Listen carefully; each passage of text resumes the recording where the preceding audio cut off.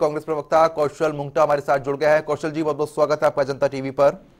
धन्यवाद जी। कौशल जी, जिस तरीके से अब कांग्रेस पार्टी की तरफ से भी सीटों का जो प्रत्याशी है उनके नामों का ऐलान कर दिया गया है, लेकिन नालागढ़ सीट को भी होल्ड पर रखा गया है, शिमला शहरी को भी होल्ड पर रखा गया है, क्या कुछ वजह मानी जा रही है?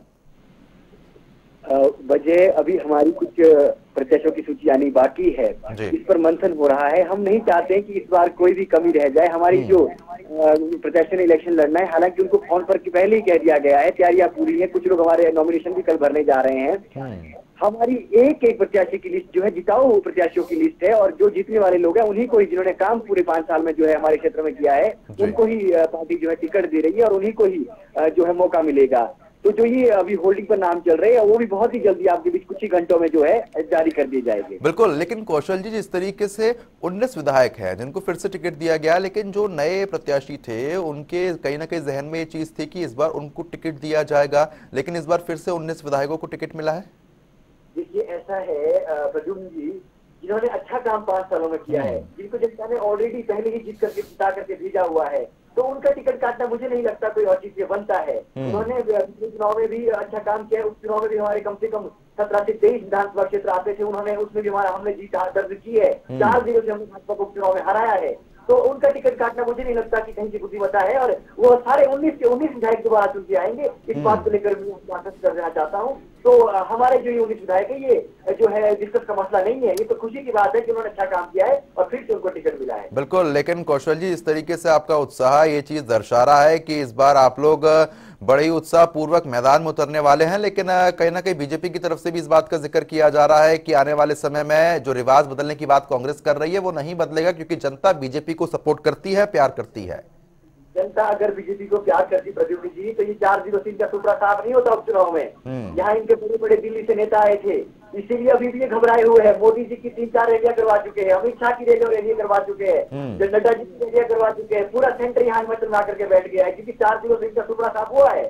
और हम लोग सिर्फ अपने उन कार्यकर्ताओं के दम पर लड़ेंगे जिन्होंने पूरे 68 कॉन्स्टिट्यूंसी के अंदर 5 सालों में काम किया है। चाहे हमारे वो 19 विधायक है, चाहे वो 23 विधायक है, चाहे आने वाली जो हमारी लिस्ट 68 के विधानसभा के अंदर है, वही लोग हमारे स्टार प्रचारक है, वही लोग हमारी लड़ाई लड़ेंगे। और जनता कांग्रेस के को वापस लाने के लिए मूड बना चुकी है। और अभी थोड़ी देर पहले हमारे भाई, मैं सुन रहा था प्रवक्ता भाजपा को, यहाँ पे नंदा जी आए थे, वो कह रहे थे कि हम विपक्ष है। अब हम विपक्ष नहीं है। आपके मुख्यमंत्री गए, अपना आप जो है बोरिया बिस्तर पैक कर लीजिए। सरकार आ रही है कांग्रेस की, और भाजपा जो है 12 दिसंबर जिस दिन रिजल्ट आएगा 8 तारीख को, उस दिन जो है इनका टुकड़ा सा प्रदेश के अंदर से हो जाएगा। चलिए ठीक है, आपके पास दोबारा लौटूंगा, बने रहिए हमारे साथ। और इसी बीच ब्यूरो चीफ विकास शर्मा भी हमारे साथ जुड़ गए हैं। विकास जी, जिस तरीके से 46 उम्मीदवारों की लिस्ट कांग्रेस की तरफ से यहाँ पर जारी कर दी गई है, जिसमें 7 पूर्व मंत्री हैं और 19 विधायकों को टिकट दिया गया है, लेकिन कुछ सीटें ऐसी हैं जिनको अभी होल्ड पर रखा गया है, किस तरीके से आप देख रहे हैं पूरा तालमेल? बिल्कुल, देखिए, क्षेत्रीय संतुलन, जातीय संतुलन और खास तौर पर जो नाराजगी इसलिए भी क्योंकि भीतरघात होने का खतरा इस बार बहुत ज्यादा है। बहुत से ऐसे लोग हैं जिनके टिकट कटे हैं, और ऐसे बहुत से लोग हैं जो चाहवान थे, उनको उम्मीद थी कि उनका लगभग टिकट फाइनल है। सोशल मीडिया पर जमकर पिछले 4 दिनों से लगातार देखा जा रहा है कि दावेदारी की जा रही थी कि टिकट मिल चुका है। और कई तो ऐसे भी लोग थे, देखिए, बीजेपी की ही बात नहीं या कांग्रेस की ही बात नहीं, दोनों ही दलों की ऐसी ही कुछ उम्मीद थी लोगों को कि इनको टिकट मिलेगा, लेकिन टिकट नहीं मिला।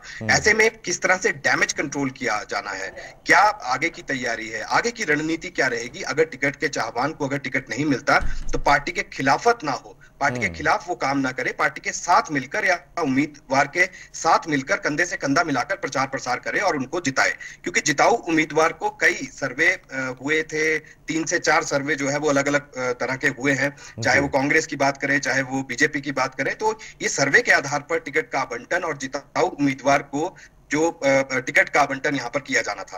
अब शुरुआती दौर में जो पहली सूची है, पहले ये माना जा रहा था कि कांग्रेस की तरफ से जो है वो 68 की 68 सीटों पर जो है वो एक साथ सभी लोगों को जो है वो यहाँ पर एक उम्मीदवार जो है वो घोषित किए जाएंगे, लेकिन ऐसा नहीं हुआ। अब बीजेपी की तरफ से भी ये कहा जा रहा था कि क्योंकि दोनों ही दल एक दूसरे को देख रहे थे कि कौन से दल पहले जो है वो यहाँ पर टिकट आवंटन करता है, उसको देखकर ही दूसरा दल जो है वो यहाँ पर टिकट आवंटन की आगे घोषणा जो है वो यहाँ पर करता है, उम्मीदवारों की घोषणा यहाँ पर करता है। लेकिन ऐसा नहीं हुआ। सबसे पहले ये माना जा रहा था कि कांग्रेस की तरफ से टिकट का जो घोषणा है वो यहाँ पर की जा सकती है, उम्मीदवारों की घोषणा की जा सकती है, और हुआ भी यही।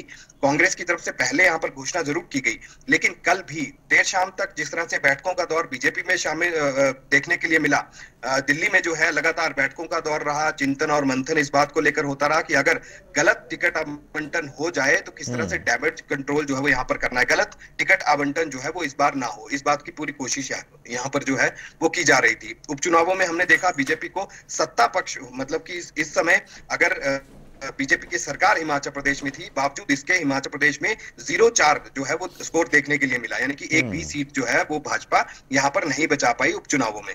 ऐसे में इस बार इस तरह के हालात ना हो, पहले से ही रणनीति जो है वो तय की जा रही थी, ये माना जा रहा था, अलग अलग बैठकों के दौर जो है वो हो रहे थे, और निचले स्तर की बैठकें भी यहाँ पर हुई हैं, कई तरह से केंद्रीय नेतृत्व जो है वो लगातार बैठ के यहाँ पर जो है वो करता रहा है हिमाचल प्रदेश में। लेकिन आज जिस तरह से कांग्रेस की सूची आई पहले, उसके बाद आज सुबह जो है अब 62 उम्मीदवारों की भाजपा की सूची भी यहाँ पर आई है। बहुत से ऐसे विधायक हैं जिनके जो इसमें उनको शामिल जो है वो इस लिस्ट में नहीं किया गया। अब उनकी नाराजगी इसमें ना हो, देखिए अनुशासन जो है वो पार्टियों के भीतर जो है वो देखा जाता रहा है, और अनुशासनहीनता अगर होती है तो उसका खामियाजा खास करके चुनावों में ना हो, इसको भी पूरी तरह से सुनिश्चित पार्टियां यहाँ पर करती हैं। लेकिन इस बार के चुनाव बेहद अलग है, कई लोगों की, कई दिग्गजों की साख जो है वो दांव पर लगी है। कांग्रेस पार्टी एक तरफ जो है कांग्रेस के दिग्गज नेता जो है वीरभद्र सिंह, उनकी गैर मौजूदगी में पहली बार चुनाव लड़ रही है, लिहाजा बहुत सी दिक्कतें हैं, बहुत सी परेशानियां हैं, संतुलन किस तरह से साधा जाए और सत्ता में किस तरह से वापसी की जाए, क्योंकि जो हिमाचल प्रदेश में रिवाज रहा है कि एक बार जो है वो कांग्रेस रहती है और एक बार बीजेपी रहती है, तो दो ही मुख्य दलों में मुकाबला यहाँ पर देखा जाता रहा है। इस बार आम आदमी पार्टी भी यहाँ पर कूद गई है, वो भी 68 उम्मीदवारों की बात यहाँ पर कह रही है कि 68 सीटों पर चुनाव जो है पूरे दमखम दिखाकर यहाँ पर लड़ा जाएगा। हालांकि अभी जमीनी हकीकत में तो कुछ खास जो है वो नजर नहीं आता, शुरुआती दौर में जरूर आम आदमी पार्टी जो है पूरी दमखम के साथ यहाँ पर नजर आई थी। हालांकि आज भी ये दावा किया जा रहा है आम आदमी पार्टी की तरफ से तो सरकार जो है वो उन्हीं की बनाई जाएगी और पूरे सशक्त होकर जो है वो इस बार विधानसभा के चुनाव हिमाचल प्रदेश में लड़ेगी। लेकिन भाजपा पूरी तरह से तैयारी यहाँ पर कर चुकी है, 62 यानी कि सबसे ज्यादा उम्मीदवारों की घोषणा पहली ही सूची में यहाँ पर जो है वो की गई है। अब किस तरह से हिमाचल प्रदेश में जो संतुलन और जो भीतरघात है उससे बचना है, क्योंकि भाजपा में भी यही देखा गया कि बहुत से उम्मीदवार जो थे वो चाहवान थे, बहुत से लोग जो है वो चाहवान थे, नेता चाहवान थे, लेकिन उनका टिकट जो है वो यहाँ पर कट गया। कमलेश कुमारी भोरंज से आती हैं, पूर्व में जो है विधानसभा में भी एक अहम पद पर रही हैं और विधायक जो है वो पहली बार यहाँ पर बनी थी, उनका टिकट यहाँ पर कट गया। उसके बाद धर्मपुर है, धर्मपुर में भी ठाकुर जो महेंद्र सिंह हैं, उनका टिकट जो है वो यहाँ पर कटा, उनके बेटे को जो है रजत ठाकुर को उनको वहां पर टिकट मिला है। तो इस तरह से परिवारवाद की बात भी जहां भाजपा एक बार यहाँ पर कहती हुई लगातार नजर आ रही थी, लेकिन आज क्या थोड़ी नर्म भाजपा यहाँ पर पड़ी है, ये बड़ा सवाल है, क्यों आखिरकार। और दूसरा सबसे बड़ी बात यह है कि चेतन बरागटा जुब्बल कोटखाई का आपने देखा कि हॉट सीट रहा था, उपचुनावों में भी भाजपा को शिकस्त वहां पर मिली थी। और यही नहीं, पहली बार हुआ ऐसा कि हिमाचल देश भर में, क्योंकि राष्ट्रीय पार्टी का कहीं जो उम्मीदवार था, जो प्रत्याशी था, उस प्रत्याशी की जमानत तक यहाँ पर जब्त हुई थी। तो ऐसे में इस बार इस तरह की कोई गलतियां ना हो, इन तमाम चीजों को, इन तमाम समीकरणों को, सब चीजों को देखा जा रहा है और इनको आंकलन करने के बाद पार्टी ने यह पाया कि जुब्बल कोटखाई से चेतन बरागटा को टिकट जो है वो यहाँ पर मिलना चाहिए और उनको टिकट की घोषणा जो है इस सूची में उनको शामिल किया है।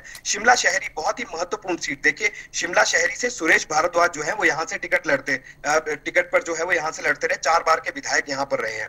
4 बार के विधायक को इस बार शिमला शहरी से टिकट ना देकर उनको कुसुम्पटी भेजा गया है, क्योंकि शिमला के बिल्कुल साथ लगता इलाका था और लगातार ये शुरुआत से ही सुरेश भारद्वाज जो है इस बात के संकेत यहाँ पर देते रहे। चलिए ठीक है विकास और कौशल जी, आपका बहुत बहुत शुक्रिया तमाम जानकारी हमारे साथ साझा करने के लिए।